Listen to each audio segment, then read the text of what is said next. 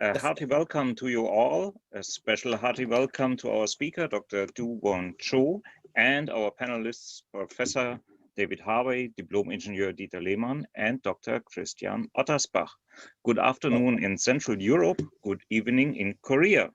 My name is Rainer Arzbach. I'm Associate Professor in Historical Archaeology at Aarhus University, and it's a pleasure for me to be your host, your technical host today.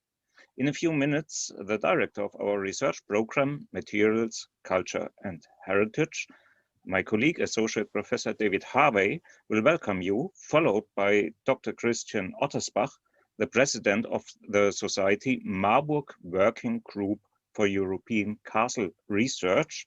He will introduce our guest, Do-Won Cho. Don't hesitate to ask questions in the question and answer section down on your screen, Q&A. We will store your questions, and Do-Won will answer your questions after his presentation. Please be aware of that this webinar will be recorded. After processing it, it will be published on YouTube. In case you are not interested in being published, please let me know. I'll write my email address into the chat to everybody, and we will delete your parts or contributions. Thank you very much. In case of any questions, don't hesitate to send via the chat functions also technical questions to me. David. Thank you very much for that, Rainer. Just to underline, yeah, technical issues, Rainer, not me. I think that's very clear. I'm terrible at I'm a technophobe. But I've been in this position of the program leader for Materials Cultural Heritage now for 4 days, and so it's really nice to have Do-Won Cho along to give the first seminar during this period. It's a difficult time, but it's one of the really nice one of the nice elements of everyone experiencing COVID is an ability to sometimes connect around the world more easily than it ever was beforehand. And there's some elements of this I really would like to hang on to in whatever the post-COVID world brings. I think it's particularly as well, it's really good to have Do-Won along today because I'm not an archaeologist. I've got a heritage studies and geography background, and I'm fascinated by, it seems the perfect way to begin this period of the Materials Cultural Heritage program's seminar series, as someone who can speak to archaeology, but also the geography of these things, and also really great interest in the heritage studies and the management of heritage as well.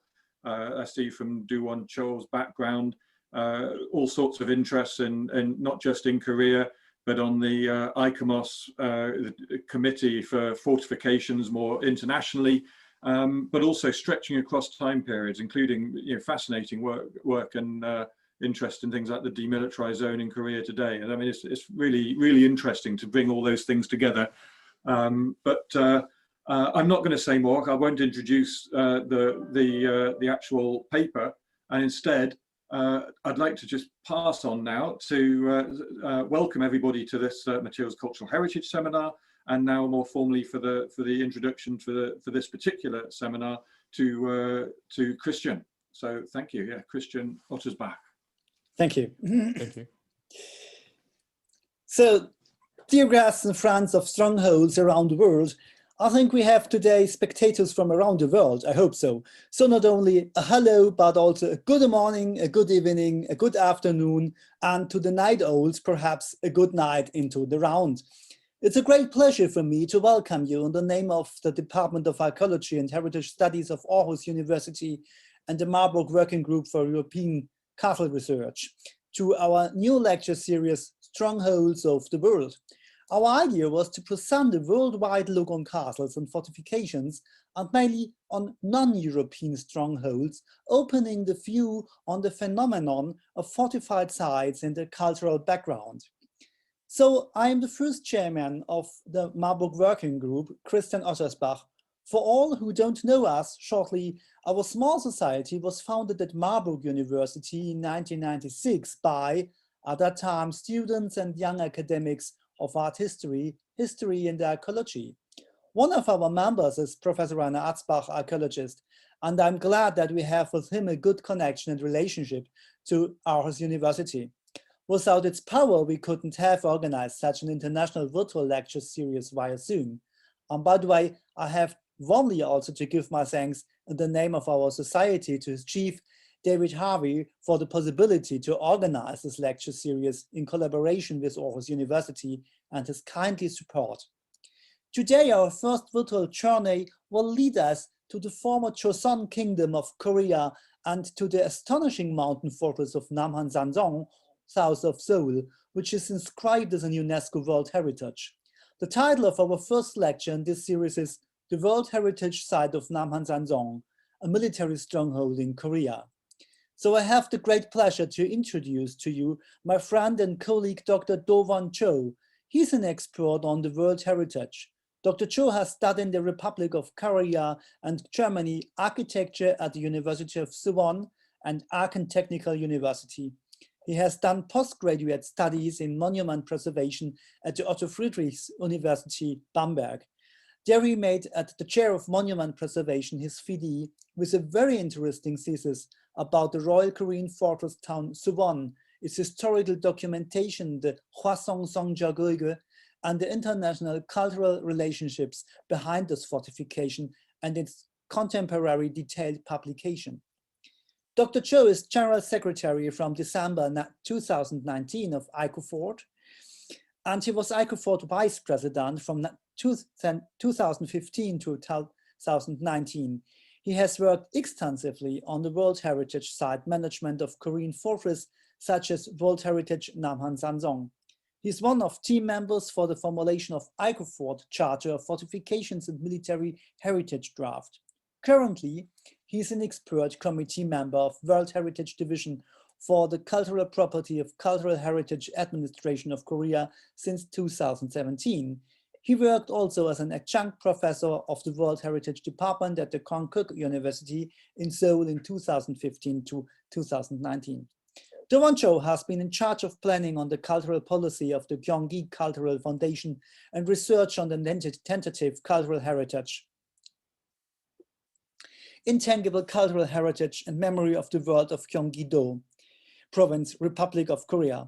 Otherwise, he's working at the cultural heritage team of the Gyeonggi Cultural Foundation and is in charge of World Heritage monitoring, nomination, conservation, and management on the tentatively selected sites like Bukhansansong Fortress, Doksansansong Fortress, etc. Last but not least, Dr. Cho is also a member of the Marburger Arbeitskreis für Europäische Burgenforschung, Marburg Working Group for European Castle Research. I have had the pleasure to get to know him at his time in Germany.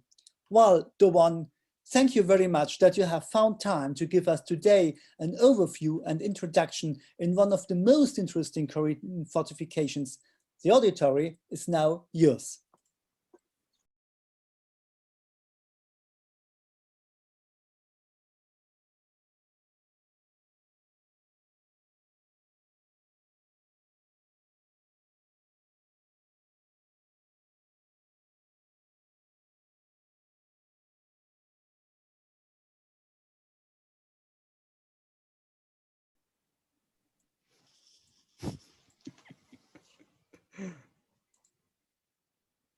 So, can I speak? Okay. So, good evening and good afternoon, ladies and gentlemen. I'm Do-won Cho from the Republic of Korea. First of all, I'd like to thank you the introduction of Professor Rainer Atzbach, welcome speeches of David Harvey at the Aarhus University, as well as welcome speech Chairman Dr. Christian Ottersbach of Marburg Stronghold Working Group for European Castles Researches. So I'm very glad today to make a presentation regarding World Heritage Namhansanseong in the Republic of Korea to share with you all. Just a moment.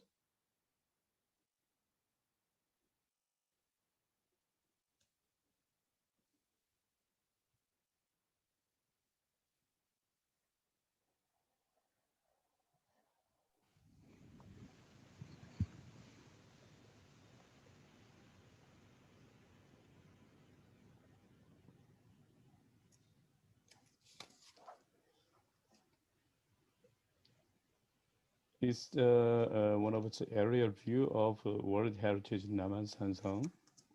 Today's my presentations consist of three different sections. From the description of the property to interpretation. With the help of this world map, it shows Ming, China, Joseon, and Japan, and East Asia, which territory they have during 17th centuries. And Namhansanseong was a major stage for the Manchu invasion of Korea in 1636. The war took place during the change of Ming and Qing dynasties in the 17th century, when the international order in East Asia was changing. As the Ming dynasty, the hegemonic power in East Asia for over 200 years from the second half of the 14th centuries declined. Now, so we see how the first and second Manchu invasion took place and in which way. From a historical point of view, the Namhansanseong has been most important mountain fortress from the era of three ancient kingdoms. Each kingdom names the Shilla, Baekje, and Goguryeo. In particular, the fortress was regarded as the most valuable during Joseon Dynasty because the fortress was only 16 kilometers away from the capital, Seoul, at the time named Hanyang. Namhansanseong offers an advantage for protection thanks to the fortress being located on a flat top with a long natural terrain. It also has a natural moat provided by a number of rivers and streams, including Hangang River. It is safely fortified by nature itself. Namhansanseong has main fortress, two extended defensive walls, and 6 outwork. Inside of the fortress, there are many designated cultural properties. Namhansanseong has two historical sites on the national level, Namhansanseong and Namhansanseong Emergency Palace. 11 different designated cultural properties are on the provincial level, and it has two local intangible cultural heritages of Gwangju City. It is a photo of Namhansanseong was taken from 1909, shortly before Japanese colonial period, as an emergency capital where the king and the people could take shelter in times of emergency. It is the only place where both an emergency palace and a local city was constructed together. Within Namhansanseong, both governing facilities of the palace and authoritative structures of shrines stand together with the local administrative offices. Namhansanseong is utilizing natural topography for the layout of the city to signify the authority of the king, even following the basic principles of city construction in the East Asian region. It preserves the distinct features of walls constructed since the 7th century down to the 19th century, especially so in the development of warfare. Regarding integrity of World Heritage, all components comprising the outstanding universal value of Namhansanseong are included in the property in its entirety with adequate conservation measures. The buffer zone extends to include the entire surrounding area, which is a provincial park designated around the mountain. The protection measures for the entire property are all executed by a single entity, the Gyeonggi-do Namhansanseong World Heritage Center. The fortress and fortress town still maintain its historic component in most of the aspect of authenticity. The OUV reflecting attributes are classified to three different components, which are military landscape component and governing landscape component and fork landscape component. Here are main gates from each cardinal directions. The flat top as well as archy shapes auxiliary gates. Total 16 auxiliary gates are installed in the fortress wall. The 6 outworks were constructed. All outworks in Namhansanseong were built to protect fortress works.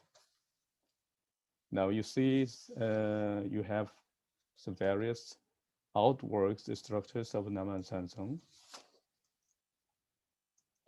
So one of the military landscape components is Changde. Changde refers to a command post constructed for generals at times of war or military training. Yeonmugan is a place where soldiers perfected their martial art skills, as well as where to take place a special state examination to recruit officers. Chimgyeong's arsenal is a structure considered to have been used as a war supply manufacturer or warehouse. 10 military Buddhist temples were also established on the site. The Buddhist tradition flowered here subsequently. After the construction of the fortress was completed, hundreds of monks who had come from all over the country took part in defending the Namhansanseong fortress, and the system continued until it was abolished during the Kabo reform of 1894. Namhansanseong Emergency Palace was reconstructed in 2011 according to the wish to recover its past. Namhansanseong Emergency Palace consisted of 3 different parts: entrance area, King's living quarter, and King's office quarter. Namhansanseong Emergency Palace is the only temporary palace that housed the shrines of the royal ancestors and the altars for state deities of earth and grain installed in 1711, and has served an important role as the emergency capital during the times of emergency. Namhansanseong is a mountain fortress city where residents have carried on family lines since the 17th century, preserving diverse traditions. For this reason, local rituals, food, and the traditional beliefs are related to the everyday life of the residents.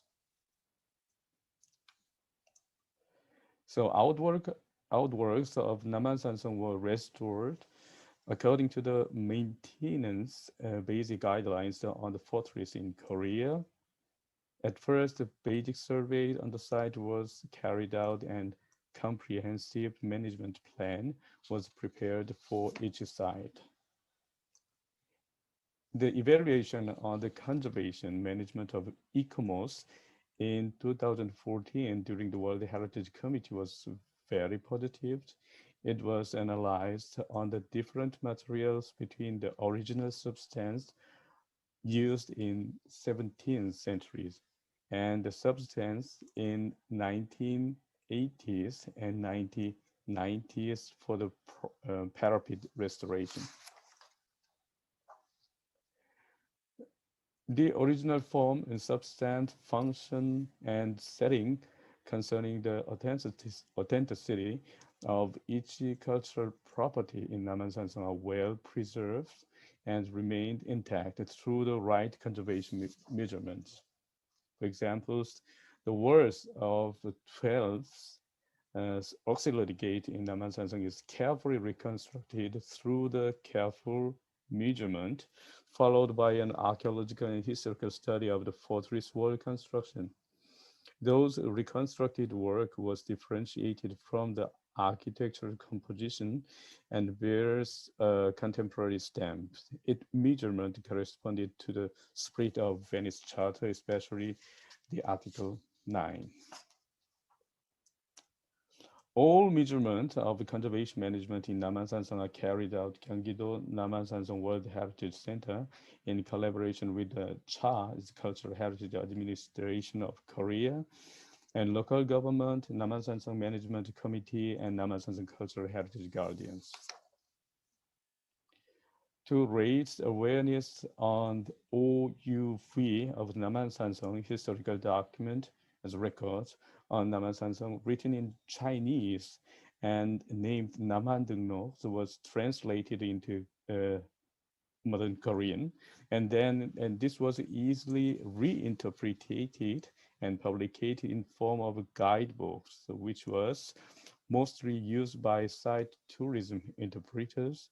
They could regularly get series of the lectures on Namhansanseong's histories as well as various themes of World Heritage.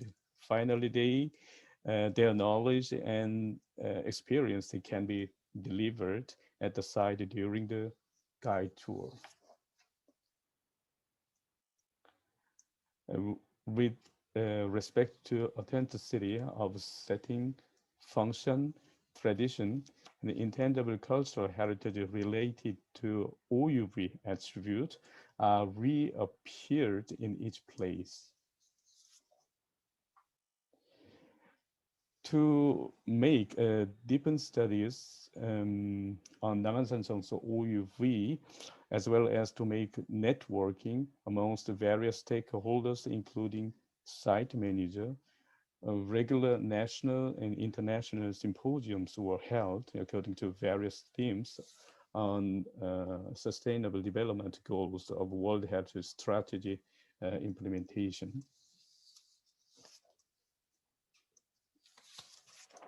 The Namhansanseong World Heritage Center manages many resident collaborative projects regarding participation, cooperation, and education.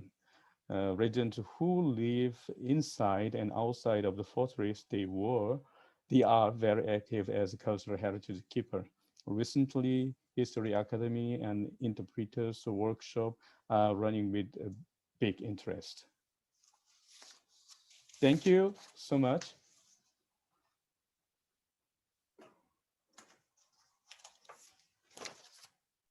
Thank you very much for your presentation, Duwon. This is quite an exciting insight into a very, very foreign structure for Central European eyes. It's so impressioning to see this huge fortification here, and it's much bigger than everything I've ever seen here in Europe. It's really impressive. I don't see current questions here in our Q&A session and neither in the chat. So I'll use the opportunity to ask a question myself. No, David wants to ask a question. David, you're welcome. Yeah, sorry, we just had a quick, who is going to be doing? I've got lots of questions, actually, I'd like to. I'd just kick things off. I mean, partly connecting to how Rainer, how he summed it up, it just seems this site, the size of it, the scale of it, and the context of it is just it seems very distinct. And I'm just wondering how, I mean, how your role within the Koreans context, but also your role within the more internationally focused ICOMOS, how you managed to get these sort of framings to speak to each other, and how you managed, how this Korean example fits within certain assumptions and the way in which fortifications get talked about more broadly across the world. It's a sort of scale question, really.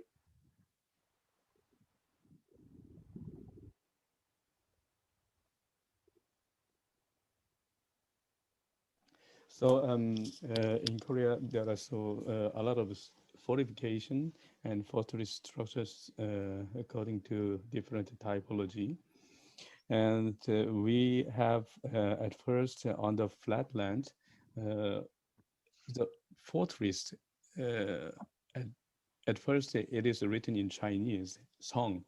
For example, it's Namhansanseong, the end code and pronunciation means castle or fortress. Every, for example, the city name, for example, Ansong and Juksansong, so Pyongyangsong and so on. They contained itself walled structure and fortification. So, for example, what was constructed on the mountains, Sansong, the mountain fortress. So, and on the other hand, we have Upsong that was constructed on the flatland. Up means town, town fortress.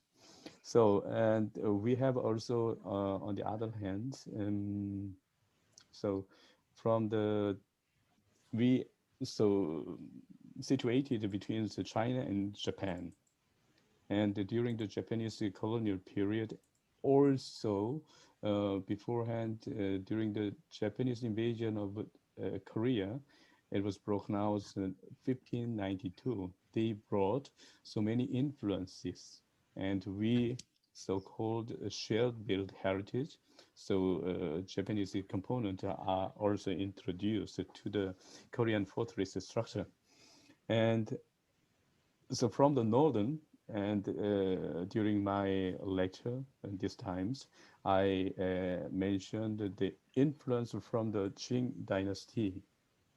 And they had also influence to the Korean fortress structure. That was merged, and its typology, its characteristic are to study and analyze, and we document it, and its unique characteristics should be preserved. And we have also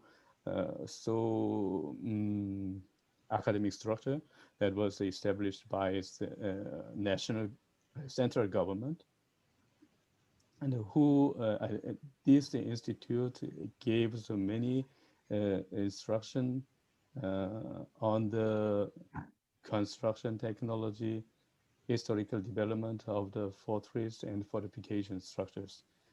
And they accumulated their experience, and then after graduation, they could apply inside. For example, Gyeonggi-do Namhansanseong World Heritage Center, they need such a site managers. It's okay. Yeah, and I guess a sort of an extension to that would be looking the other way, is sort of the explanation of how the site is categorized according to UNESCO framings and as an international fortification. You mentioned it just quickly about how local people are engaged in it. I wondered if you could say a bit more in terms of not this site, not as a site of national or international importance, but just how, what happens locally? How do local people engage with this site? So regarding it, communities who lived in, for example, say here is in Namhansanseong, according to my opinions, they disagreed actually with the World Heritage nomination. Do you understand? They disagree. And because in Korea, it is a tendency or the trend, local people who are living inside of the cultural heritage or nearby cultural heritage, they have big problems to develop their own estate. And that's why World Heritage status can give meaning much more regulation. That's why they didn't agree with this World Heritage nomination, but actually the Namhansanseong World Heritage Center, they were struggling with the enhancement of this value of the heritage. You understand? But Yeah. little by little, but raise awareness for that, we had so many interesting programs.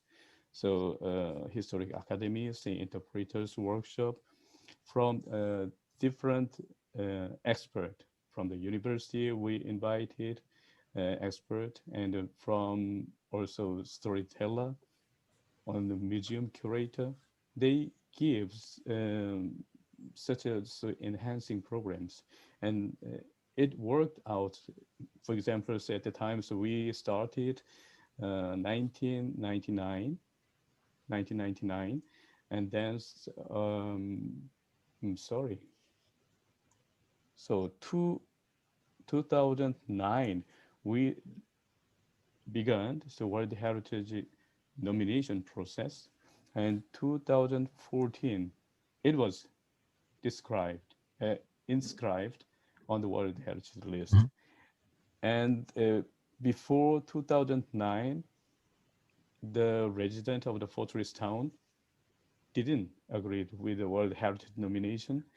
And within 5 years, little by little, their thought, their opinion was changing. So it's a sort of ongoing dialogue with people. It's interesting to hear about the place of sort of certain creative practices, storytelling, and so on. That sounds fascinating. Yeah, about how how people are engaged. Yeah. Thank you. Yeah, if I may, I have a more archaeological question. All the defensive structures of this fortified town are on the top of the hills. Are there any defensive structures within the town?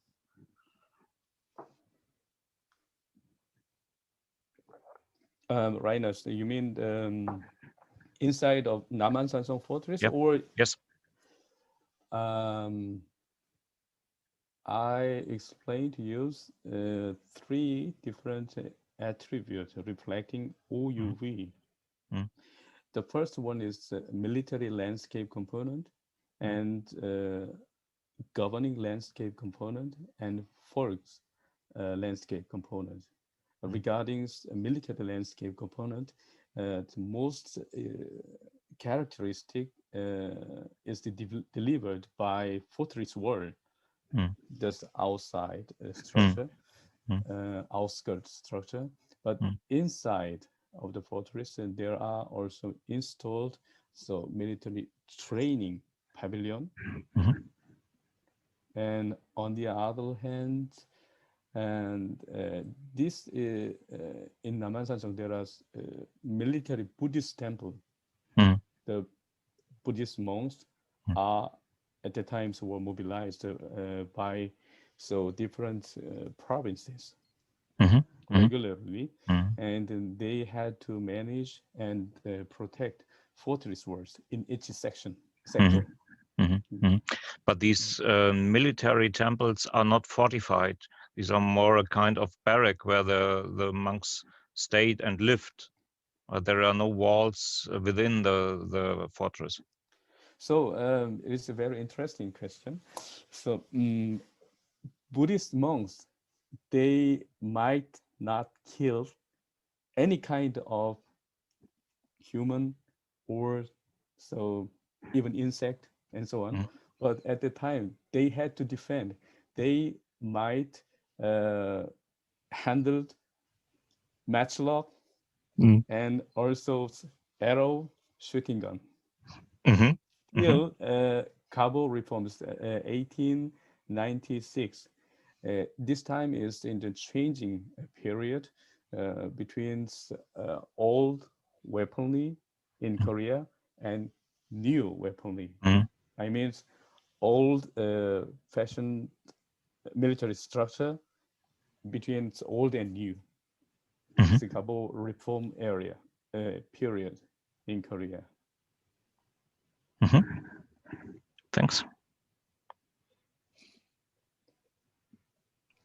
Dieter, do you want to ask a question? Yeah. Yes, that's right. The one when the Korean king don't wait till enemy army is getting siege on Seoul. They're going before to the mountain fortress. Is it all right, or so they leave the main city till the enemy is coming over the borders, or what's the progress, or how does it works?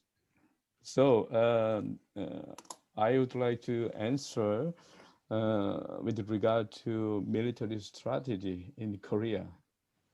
Actually, so this strategy was promoted by regime at the time. So regime, the chief of regime is the king, and we have so many mountainous areas in Korean peninsula, and that's why it's in surrounding area of the capital there are so many mountains. As one of the mountain was used for refugee for king. Do you understand? So No, it's refugee fortress. We have living area. two different military strategies. So when war broke out, the Yes. king and his servant had to find refugee. This refugee during peacetime, they prepared on the mountain. This Right. refugee was so severely fortified. And on the other hand, we have so isolated, so to speak, island defense theory. For example, so during Mongolian invasion during the 11th century, the whole capital was moved to island. The Right. islands are surrounded by sea. And they structured so palace area and the inner circle and an outer circle, and also the observation post in different 54 different places. Yes, that's Right. so short explanation of this. Thank you very much. Thank you. Christian. Okay. Yes, thank you. So I have also a question about tactics and strategy. If an invader would come to Korea, to the kingdom, the king would go with his court and the people to the mountain fortress Namhansanseong, for example.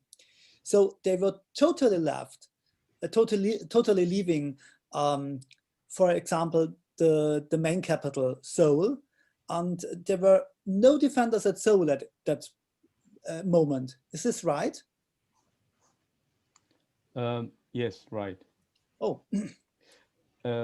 This theory is, I spoke of two different military theory strategies. One is king and his servant prepared during peacetime the refugee fortress, which is located nearby capital. For example, Namhansanseong was the emergency capital, and it was so during peacetime so severely fortified, and they accumulated so their food and warehouses and so on, weapon, and during war, they evacuated to the refugee fortress, but where they lived, for example, it's the capital Hanyang, as the old names of Seoul, was completely cleaned in order not to provide food to the enemy. That was the military strategies in Korea, and not only in Korea, but in East Asian region. Okay, but I think Seoul was also fortified. Why they have done that if there is no garrison left to defend the main capital in absence of the king? So unfortunately, Seoul is Hanyang city wall is not good fortified. That's why. There is also constructed on the flat land, and the enemy can't see easily, so could go through the walls. So the city wall of Seoul is more symbolic and not Yes. really to use in a case of an attack. Okay, in context of the topography, the mainland is located on the flatland, but in surrounding area there are so many different mountain areas, and one of mountains in northern area there is also so like Namhansanseong. Its name is Bukhansansong. That was actually the last refugee fortress was constructed during the Joseon Dynasty in 1711. And it combined with the Seoul city wall. We call it, or we define it, capital defense system. As a Hanyang city wall in northern area, it is connected with the middle fortress wall, and Bukhansansong is constructed on the high mountains. Thank you. I would like to come back to David's question and the relationship between the inhabitants of the town and the fortress, both in history and also through the last 3-4 generations. Did the historical inhabitants have any function in the defense of these fortifications? And in how far can we regard this fortress as a town, for example, a market town with a central function for the surrounding landscape, or with craftsmen's workshops providing goods for the environment? What is the relationship between the inhabitants and this fortification in history and in the last 100 years? The residents don't have any kind of defense function, in fact, but this military function isn't existent any longer. But one little part is still using for the military purpose. For example, we have different structures, so to speak, extended outwork or extended defensive walls, and 3 different defensive walls in the southern area. 1 observation post, 2 observation posts included in extended defensive wall, and one of them was used beacon. And this old structure, okay, their exact function isn't existent any longer, but you know the telecommunication tower is stationed in this observation post. It's a kind of similar function. It's connected to up to date. And on the other hand, another observation post that was a really exact observation post that is still used by military force, air force.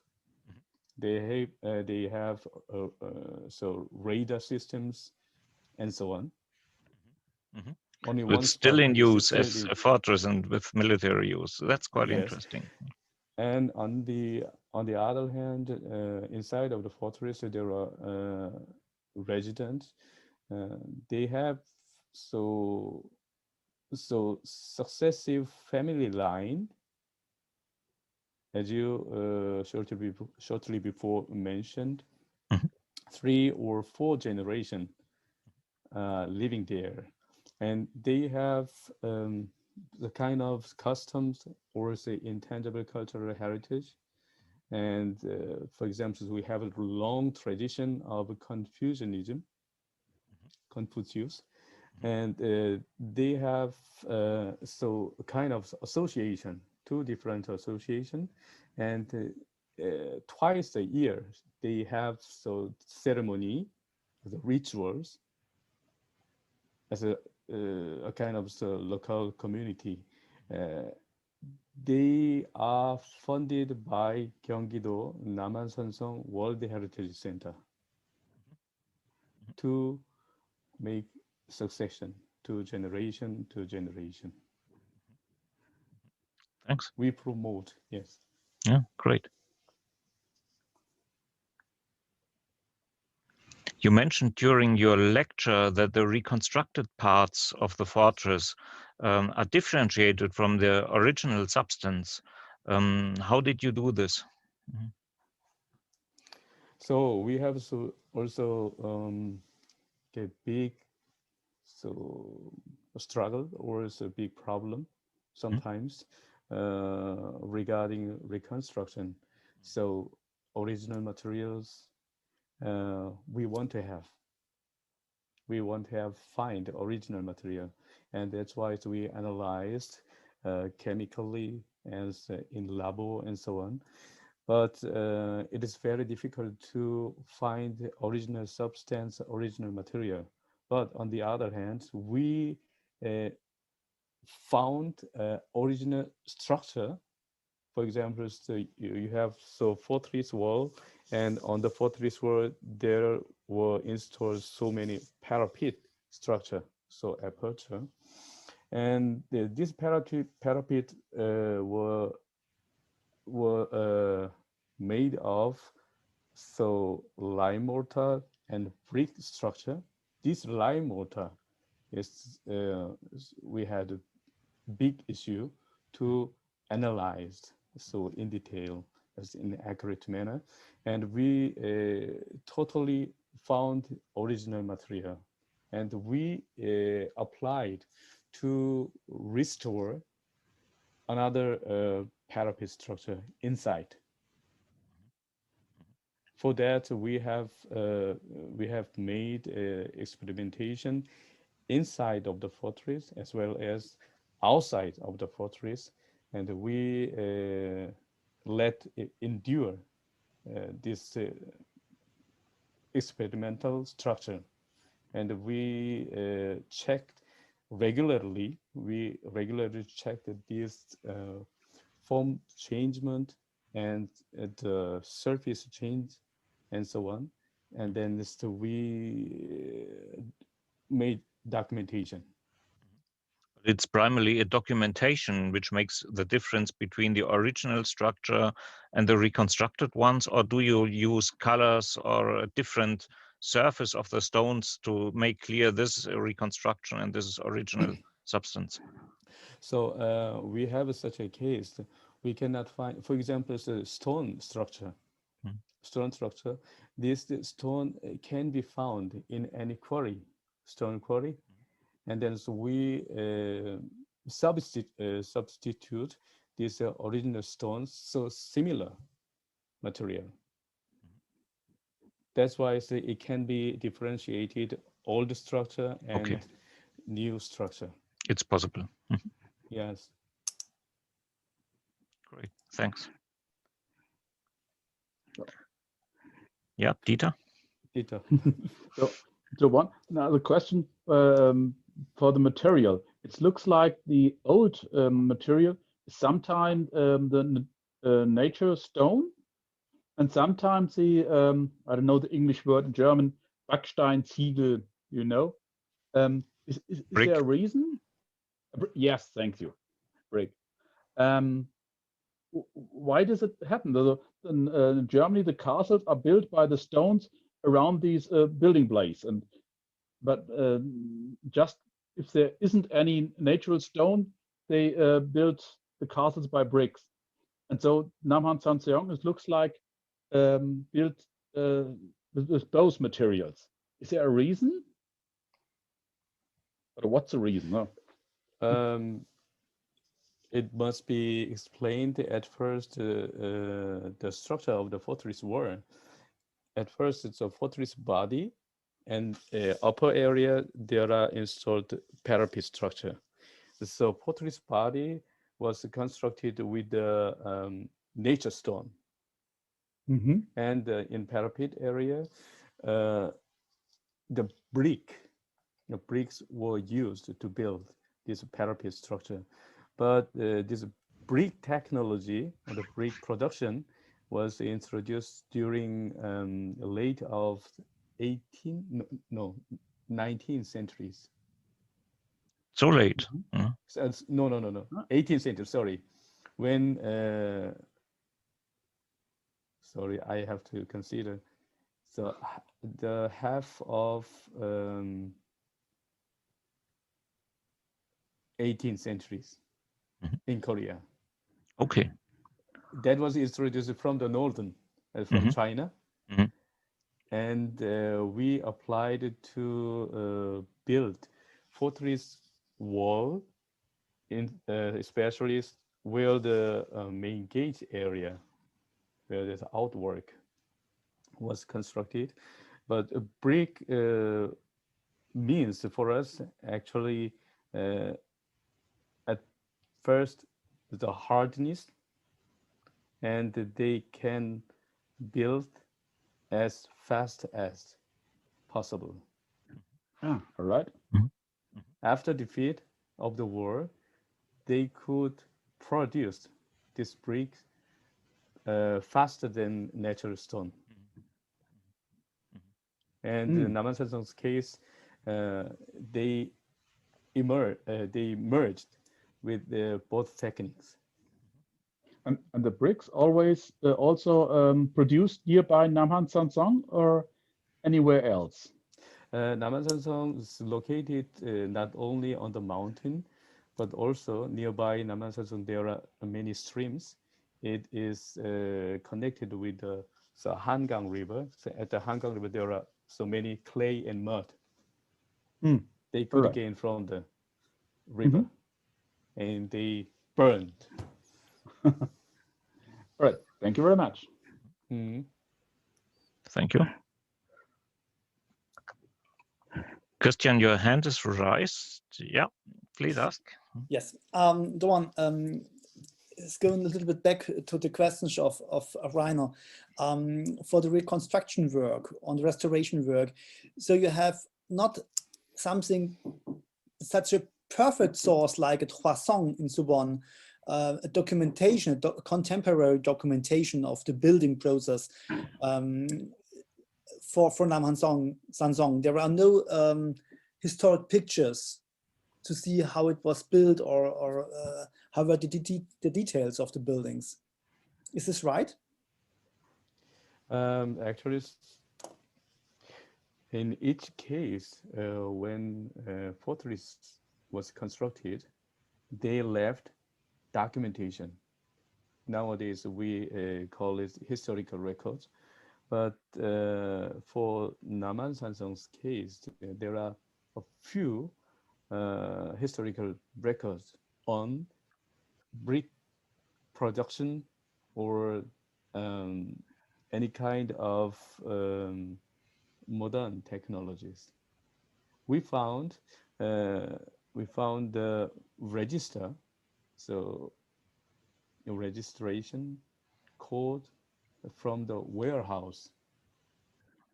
This warehouse was located inside of the Namhansanseong. That's why we could conjecture only is how much bricks were needed for the construction in which part.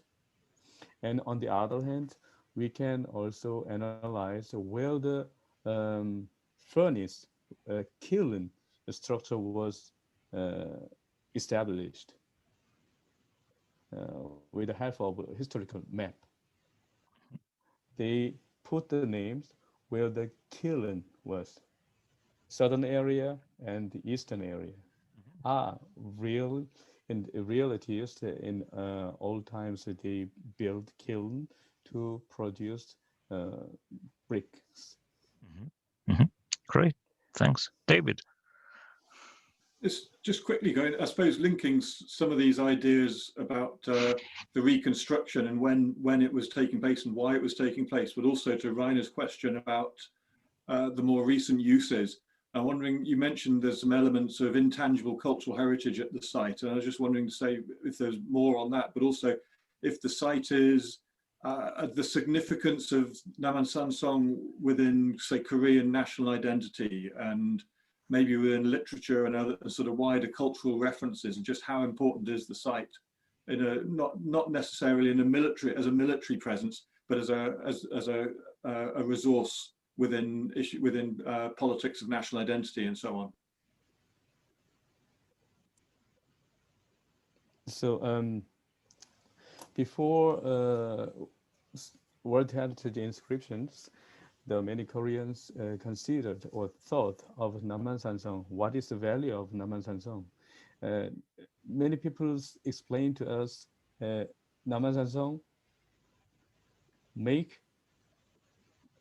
provides an image, as a negative image, as a prison, because nearby Namhansanseong, that was the prison established by army, Korean army. That's why so many people, for example, for a man, if a man makes violation, so severe mistreatment, and they were brought to this prison. Okay, do you want to go Namhansanseong? That means, would you want to go to prison? But after World Heritage inscription, this image was changed as an emergency capital. For that, we had to dig out from historical analysis. So there's a lot of discussion.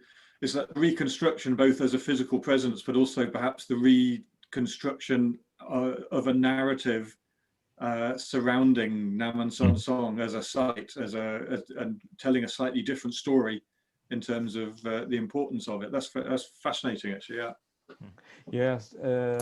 On the other hand, in the relationship with the Namhansanseong, so we could find many hidden stories for Namhansanseong, as sad story, and also a very interesting story.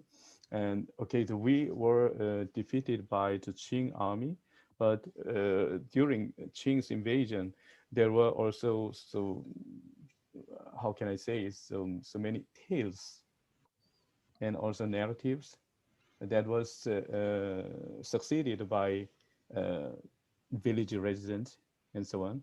We recorded the whole these stories, and we produced MP3 file, and then we such a materials could be broadcasted during the radio station, as a local radio station, and it worked for raising awareness on the value of Namhansanseong. Yes. Mm-hmm. Yeah, I don't see further questions, and our scheduled time is gone. So, dear Duwon, thank you very much for your presentation. I learned a lot about Korean history and Korean fortresses. This was very interesting. Thank you very much to the panelists here, and thank you very much to you all attendees outside. Have a nice day. Thank you very much, everybody. Thank you, Domon. Christian, Rainer. Thank you very much. Thank you. Invitation again. Bye. Thank you very, very much. Bye-bye. Bye.